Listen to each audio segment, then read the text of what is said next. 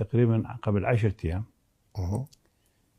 قائم بالأعمال الأمريكي اتصل وقال وزير الدفاع يريد يتكلم معك.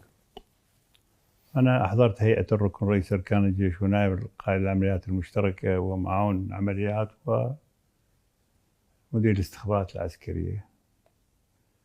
الرجل نقل سلام ترامب لدولة الرئيس ولنا، وبدأ في حديث أنه عندهم عمليات في المنطقة ويحذر من التدخل بهذه العمليات من قبل الفصائل.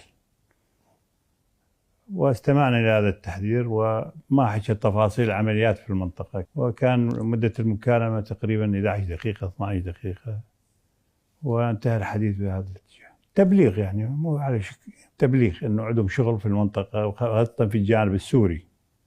نعم. وإلا قالوا يعني قالوا انتم تعرفون رد هذه الإدارة